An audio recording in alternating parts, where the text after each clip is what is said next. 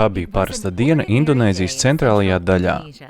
Ferdinands, globālās misijas pionieris, sajūta izsalkumu un nolēma paēst vietējā restorānā. Viņam nebija ne jausmas, ka apstāšanās uz vienkāršu maltīti novedīs pie dzīvi mainošas pieredzes. Kad Ferdinands bija pabeidzis ēst, viņš pamanīja gados vecu sievieti, kas dziedāja, lai nopelnītu naudu. Viņas balss, lai arī novecojusi, bija maiga un melodiska. Ferdinands iepriekš bija redzējis daudz ielu muzikantu, taču šis brīdis šķita citāds.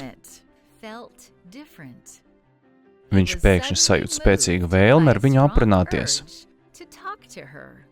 Es sāku runāt jautājot, vai jūs varētu nodziedāt kādu baznīcas dziesmu? Godīgi sakot, tas bija spontāns jautājums. Es neko nezināju par viņas pagātni, vai viņa ir kristieti vai pieder citai reliģijai. Man tiešām nebija ne jausmas. Viņa atbildēja, ak jā, kungs, es varu nodziedāt baznīcas dziesmu, bet es to dziedāšu javiešu valodā, vietējā dialektā. Viņa maigā balsī nodziedāja senu garīgo dziesmu. Aizkustināts par šo tikšanos, Ferdinands iepazīstināja ar sevi un uzzināja, ka sievietes vārds ir Astina.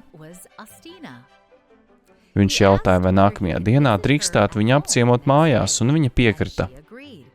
Tā izsākās jauna draudzība.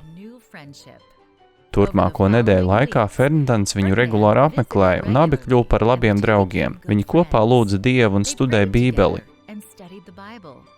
Ar laiku iesaistījās arī draudzes locekļi, sirsnīgi uzņemot Astinu un viņas vīru Puģiarto.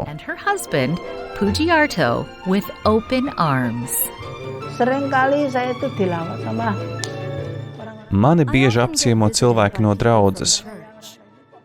Godīgi sakot, es brīnos, kāpēc viņi ir tik laipni pret tādu cilvēku kā es. Lai gan mana māja ir ļoti maza un netīra, viņi joprojām vēlas nākt mani apciemot. Sestdienās viņi mani paņem līdzi, un kad vēlos doties mājās, viņi mani aizved atpakaļ.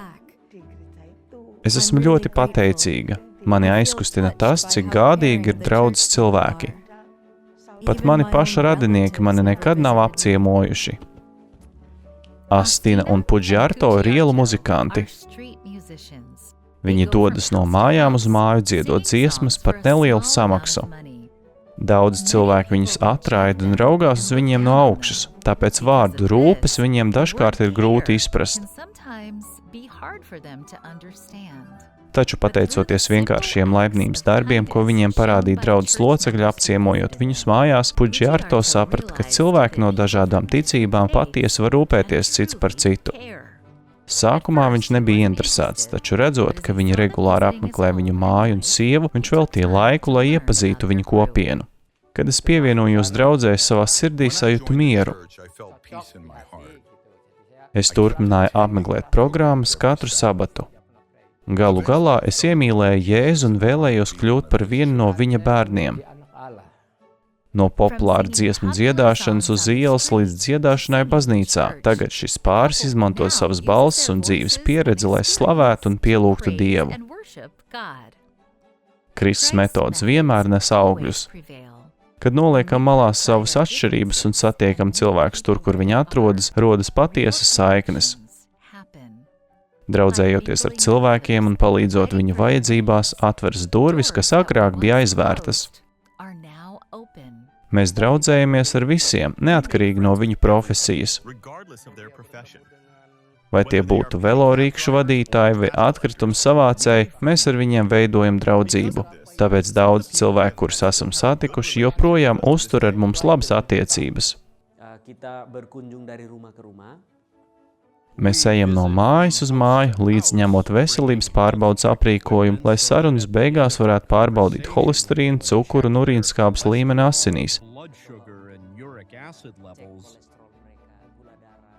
kā arī sniegt vienkāršas veselības konsultācijas par New Start programmu vai veselīgu dzīvesveidu.